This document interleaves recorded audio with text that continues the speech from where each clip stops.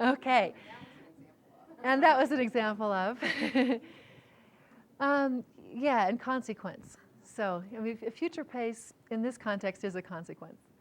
Yeah. All right. So, would you like to share some examples of any of these patterns that you thought were fun, interesting, useful, perplexing? If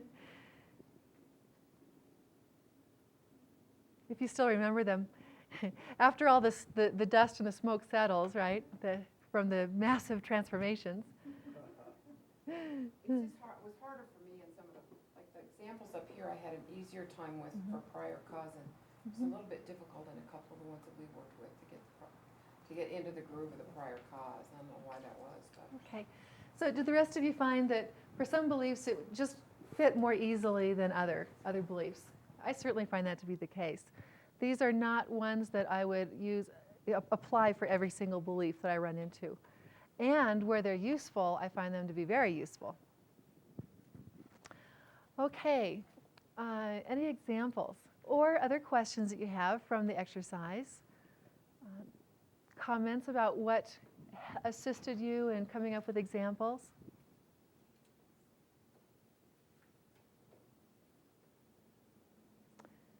So, in fact, let me ask this.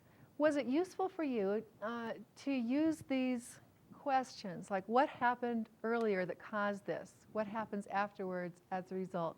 What was intended? Was it useful for you to use these questions in your own mind in creating the sleight of mouth pattern? Okay, great.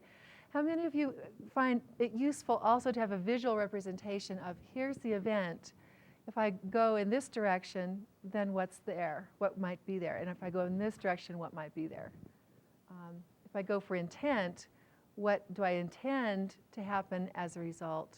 You know, to have that visual representation, was that also useful for you? And okay. Was there anything else that you found was a useful strategy in generating these patterns?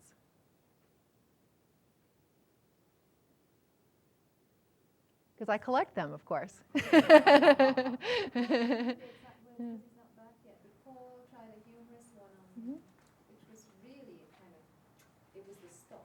Mm-hmm. It's like a pattern interrupt. Mm-hmm. I thought this was interesting. Great. So oftentimes the most outrageous ones can be useful as that kind of pattern interrupt or humor that kind of stops that old pattern long enough to suggest something else. So even the ones that seem really outrageous and like, boy, that doesn't fit, like, okay, so somebody's belief is because I'm short, people won't respond well to me. If I say, okay, so when's the time when you were not short? You know, that's obviously a silly question, but sometimes asking a silly question just gives enough humor and loosens it up enough that then we can go on to the next thing that's really more of a fit. I thought Okay. it was very difficult for me to go to consequences without them being like, detrimental consequences. Interesting. Yeah. So you found yourself going to detrimental consequences. Yeah.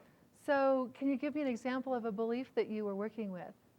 I can't think of anything offhand, but it would be like, because you believe X, Y, and Z, or whatever it might be, that means that it's going to limit you somehow in the future.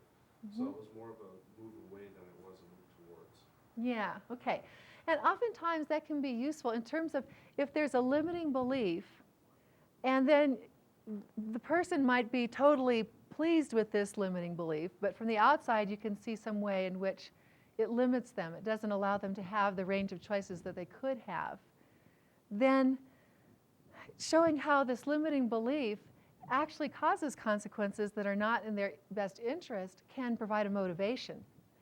Then at the same time, it's possible also to use positive consequences for having the belief in a useful way. So for example, your having this limitation right now will give you an opportunity in your work with others to have more compassion for people that have similar kinds of issues. Is it useful to put it in a particular context, so it says only there it's good? Do you know what I mean? Like the future consequence? Yes, that can be useful. Yeah. Yeah. Or to limit it in terms of well, you know, this limitation is actually useful to you in the sense that blah, blah, blah. So then you're limiting it in terms of it's useful in this sense, not necessarily useful in every way imaginable. Okay. Yeah. So, and finding a useful purpose for their limitation can be a useful move along the way, too, can't it? Okay. Now, this next pattern that we're going to be moving into, I'll have time to introduce it before lunch, and then we'll do some more with it at the beginning after lunch. This is another example. You notice how many of these things are special cases of expanding the frame. Each of these is expanding the frame in a certain way. Here we're expanding backwards to get a prior cause. Here we're expanding into the future to get a consequence. And here we're expanding it to include the intention involved. Now, the next one is another example of expanding the frame and utilizing different criteria. And it follows a specific format as opposed to just kind of, you know, making it up as you go along. So that makes it kind of a change of pace for the things that we have been doing. And so let me give you an example of using this. It's a criteria utilization pattern. So it's expanding the frame with regards to criteria and utilizing them for change.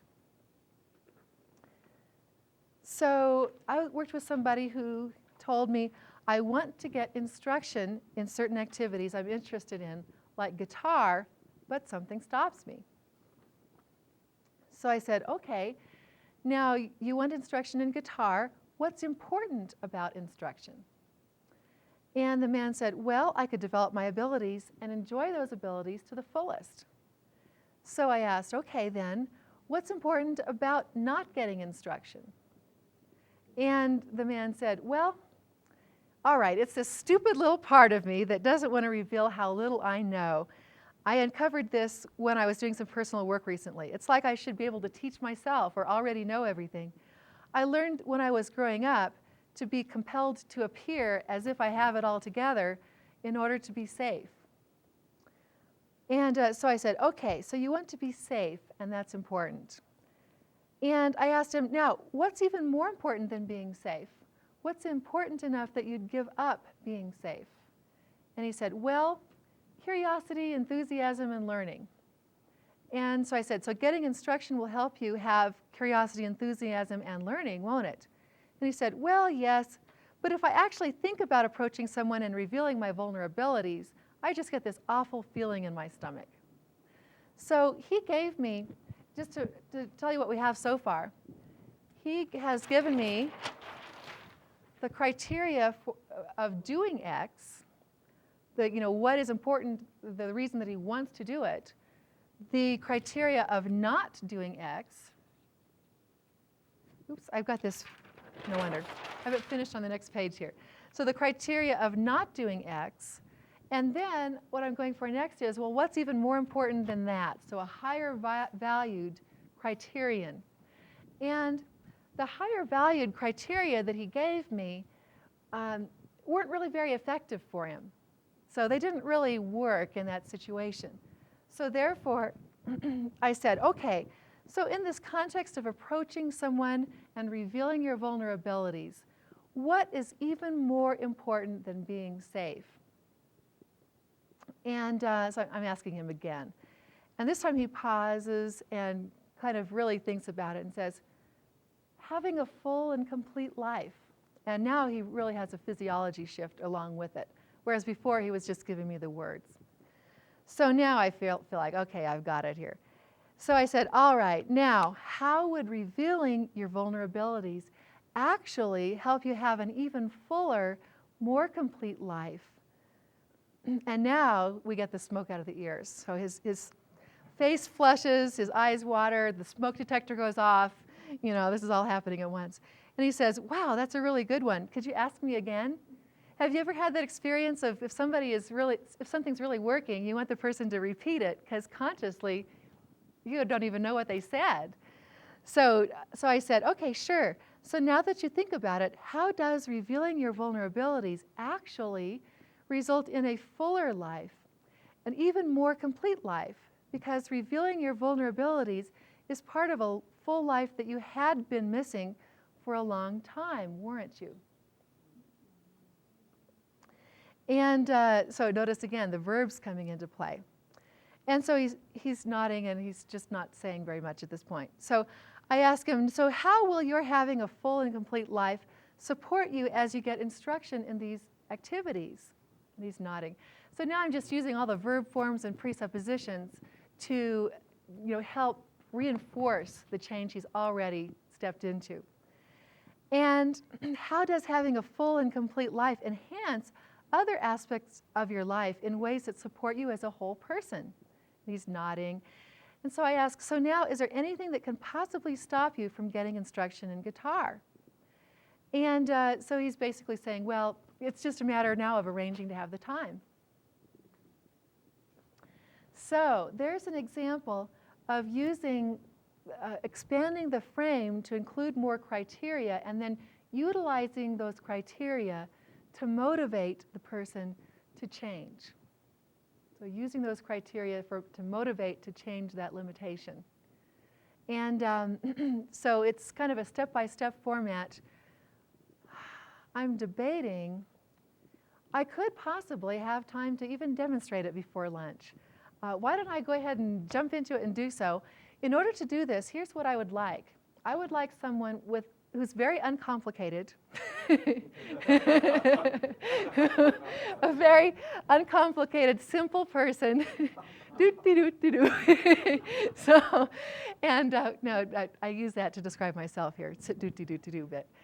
So a simple person who has something that you want to do that has no ecology issues with it. There's no compelling reason why it wouldn't be good for you to do it.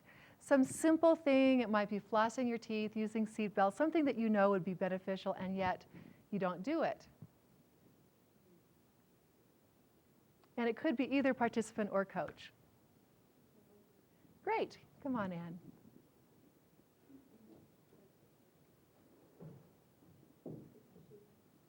Okay. Yeah, and get comfortable up here. I'll go ahead and turn the page to, I'll go ahead and take this off.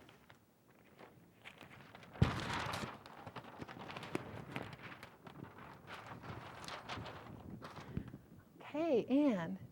So there is something that you want to do, and yet something stops you. Yeah, the one you just mentioned, actually, flossing my teeth. Flossing teeth. Okay, excellent. Let's do this one. So doing X is going to be flossing teeth. I'm going to just change this to, okay. So not doing X, of course, is not flossing teeth. So first of all, Ann, what is important for you about flossing teeth? Well, I have it on good opinion from my dentist that if I don't floss my teeth, I'm likely to lose my teeth. Okay. Because I've discovered this process of teeth loosening as one gets a little bit older. Okay, so you do not want to lose your teeth. No. And so instead of losing your teeth, what is it that you want there? Good, strong, healthy teeth. Good, strong, healthy teeth. Okay, so I'm going to go ahead and change it to the positive there. Good, strong, healthy teeth. And by the way, just as an aside, I've asked this question for this criterion, and we're actually not even going to end up using this one. The reason is it's not motivating her behavior anyway, right?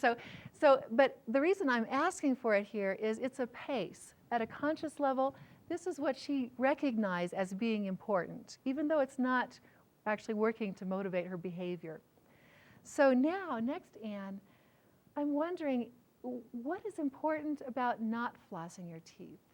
And another way to ask this is, so in that moment, in this moment when you could be flossing your teeth and yet you don't, what is important about doing something else instead of flossing your teeth?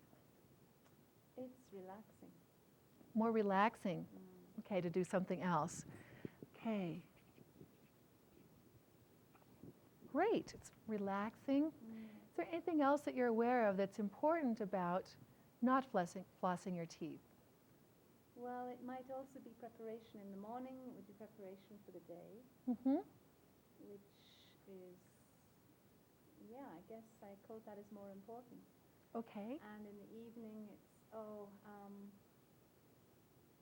it's relaxing. I want to go to sleep. Okay, And great. This takes time. It takes time, and it's okay.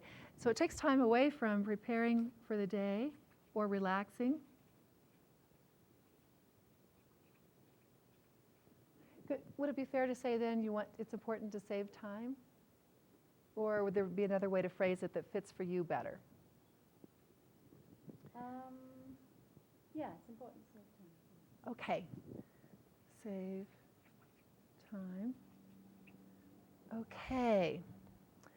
Now, Anne, what is even more important for you as a person, even then relaxing and saving time and preparing for the day?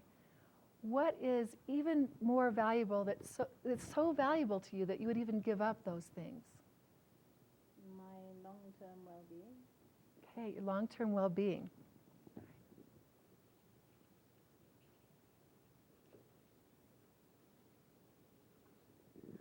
Okay, great. And I'm even going to go for more. So the reason is that I'm getting a subtle physiology shift. I'm not getting a big one. So I'm going to say, so Anne, I'm wondering, what is something that is even more important than that for you? That would allow you to give up relaxing, preparing for the day, all those things. What is just really important to you as a person? It's serving others, doing the work that I need to do in the world. Okay, doing the work that you need to do in the world? Okay. I'm getting a little more of a something here.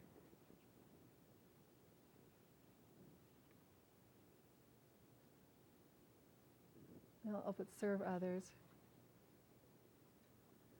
And I'm going to go with it for now. And we'll see. If it works, great. And if it doesn't work, then at that point, I'm going to go for more. But just so you know, I'm also aware that, there's a part of me that's thinking, well, I might need something even more compelling there. You know what it is? What? It's being the person I need to be to do that.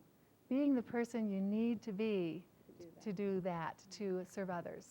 And, okay, great. So, yeah, being the person need to be to serve others. There we go. And that. So that and that, with this, of course, being the juicier one. Okay. So now, Anne, what I'm wondering is, in what way does flossing your teeth actually allow you to relax even more fully? Really thought of that. So how can you enjoy your relaxation even more with clean, freshly flossed teeth? Well, I guess it allows me to envision and dream about how that's helping me in the long run. Mm-hmm. Okay. And this knowledge of how this flossing helps you in the long run is more relaxing and comfortable, isn't it? As opposed to, the possibility of teeth falling out, as an example. It's more relaxing to think about your teeth being strong and healthy and in good shape. When you put it like that. Okay, Yeah. great. So knowing that you have strong, healthy teeth, having flossed your teeth is really relaxing, isn't it? Could be. It could be. Okay, so she's considering it. She hasn't fully stepped into it, of course. And now, in addition, in what way can flossing your teeth give you preparation, not just for this day, but for all of the days that you're going to have for the rest of your life? Yeah, it makes me wonder why I've never done it regularly before. Yeah, isn't that funny that you hadn't been doing it before? Well, occasionally, but it was a hassle. Yeah, because at the time you weren't aware of how it prepares you for what you need to be doing this day and each day. And now, how does flossing your teeth also make you the person that you need to be to serve others and accomplish what you need to accomplish in life? Well, it's just brought up a really funny picture of me smiling at people without any teeth. So I think, I take what you're saying. Yeah, so flossing your teeth actually fits in with the most important goals to you, of being the person that you need to serve others and do what you want to accomplish in life. And do, the work that you need to do in the world. Yep. Yeah, Yep, okay. yep. So having now come to this understanding of flossing your teeth and how this fits into your desire to relax and to be prepared for each day that you have and to be the person you need to be, having this new understanding and having now experienced this understanding, when will you have discovered the benefits in terms of your experience of this relaxation and preparedness and being the person you need to be in life? I'm totally in trance now. That's okay. And there's no need to answer this question. Just allowing your unconscious to realize that after you've been flossing your teeth for, what do you think, a week or a month or a week, that you will then have this experience within you, won't you, of relaxation, preparedness, of being the person that you need to be even more fully, aren't you? Yeah, I can go through it now. Okay. So, Thank you. yes, and so now, as you have this awareness, is there anything that can possibly stop you from just going ahead and spending that small amount of time brushing your teeth, or flossing your teeth, to be fully prepared and being the person that you want to be even more fully? Can't think of a thing. Okay. Great. Thank you. Thank you. And would you stay here for just a moment? Yeah. And does anyone have a question for Anne before she takes a seat? All these confessions. How's your experience different from before? It's like I'm already in the bathroom. I'm already reaching for the floss.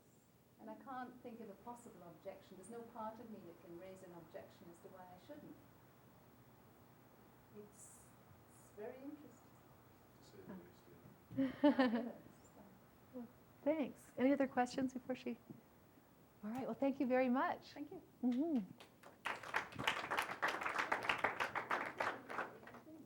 Okay. All right. So how about if I go over the steps of the process, and as I do so, if you have any questions about particular steps that arose in your mind during the demonstration, you can raise them as I go to that step. So step one is person A says, I want to do X, but something stops me.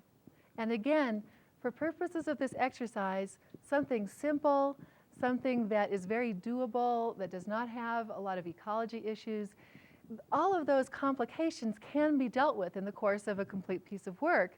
However, there just won't be time to do all of that and still do this pattern.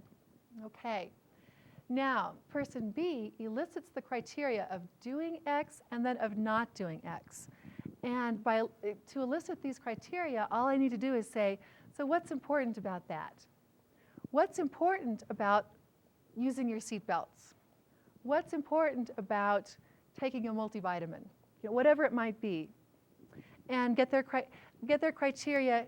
And again, we're not going to end up utilizing these criteria. However, it starts the ball rolling. It's a pace for their experience. And they're more consciously aware of these criteria, even though they're not effective for them. So next, we're going to, so what's important about not doing X? And here, it can be useful to, if the person's not already associated in the experience, it can be useful to have them step into it, such as, so in the moment when you could be using your seatbelts and yet you're not, in that moment, what is important about not doing the seatbelts? What's important about doing something else instead that stops you from fastening your seatbelts. Okay? Because if they're associated, into that moment, the information you get is just going to be more reliable than if they're making it up intellectually. All right, so, and it's perfectly fine to get more than one here as well. You can end up utilizing one or all of them, or it doesn't matter if you end up utilizing all of the ones you gather. And so now we're going to really go for the big one, or ones.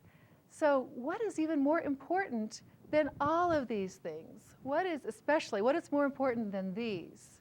Because these we already know are important enough to motivate behavior. So what is so important that it would cause you to actually give up these things? Even though these are important, what is so important that you'd give it up? And again, we're calibrating for nonverbal shift associated with the highly valued criterion. Now, it may not be immediately obvious how flossing teeth relates to spiritual advancement or something along those lines, but it does. It does. Taking care of the day-to-day things, taking care of our physical well-being. I mean, if you're not in a body, then how are you going to have spiritual development? You know, after all. So, and since your body most people would agree, and it may be a pace for some and maybe not others. I think most people would agree that our physical being is a gift from God. It's something that we have by grace. We didn't create this body of ours. We didn't figure out how to put the cells together and how to have a brain and a heart and lungs. We didn't figure all that out. We didn't figure out how to put those teeth in our mouth. It's a gift from God. And so it fits in with our spiritual life to take as good a care of this gift that we possibly can.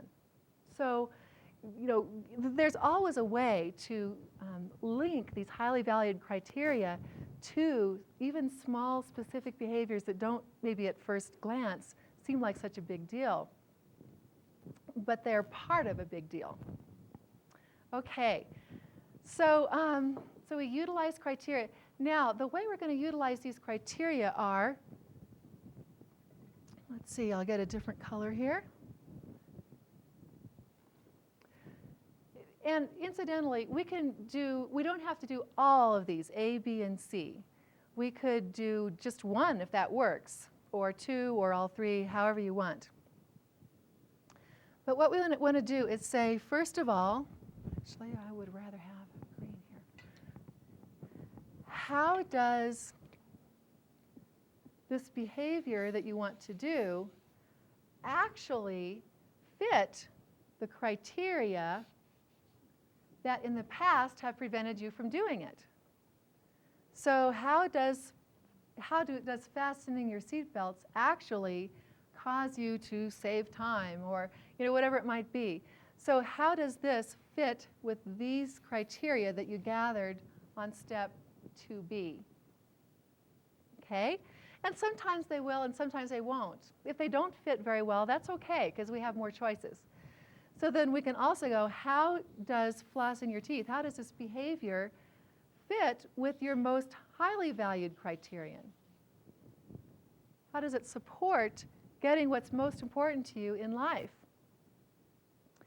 Now, the other thing that we could do, I didn't do this in my demonstration, but you can also do it, is say, so how does not flossing your teeth actually prevent you from relaxing and preparing for the day?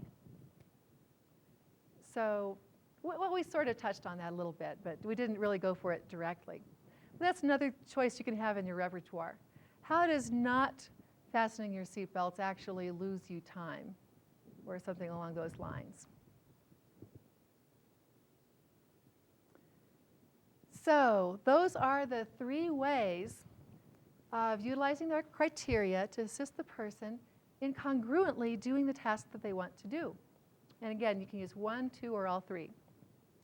And then step 5 is just use the verb forms to install the change on their timeline, to install the behavior connected with the criteria that are highly valued on the timeline where and when it's useful. Okay, that is the exercise. Any question about the steps of the exercise, how to do it? Yes. When you're getting the not doing criteria, it's a little bit like the core transformation process. It seems like just what's more important and what's more important. You seem to go to another level when you ask what's so important that you give up everything else. And does that get you to something that's even a greater criteria if you're not getting it by the others, or? Yeah, that question of what's so important it would get you to give it up, that's when we are going for this one, the highly valued criterion. So that's step 3. And it is similar to the core transformation process in that it is going to a higher level criterion. It's typically going to be at a broader level of generalization as well. So it has that similarity. However, beyond that, the core transformation process and this process are different in other ways. But it does have that in common. Somebody said, like when you said that one, and he said safety, I noticed that triggered something for me, because, I mean, if that's, and we may not even do it in this criteria, but if somebody had it, well, I don't do that because I don't feel safe, we wouldn't want to have something more important. Okay, than that, though. Is that- good point. Yeah, in this case, what he was talking about was emotional safety. So he didn't want to reveal his vulnerabilities because it wouldn't be safe for him emotionally. And so definitely, if somebody says safety here and your ecology buzzers go off, that you wouldn't want them to give up paying attention to their physical safety, then you wouldn't ask it in quite that way. Okay. So, good questions. Now, let's take a break for lunch then. And so at 1:30, we'll come back and do the exercise.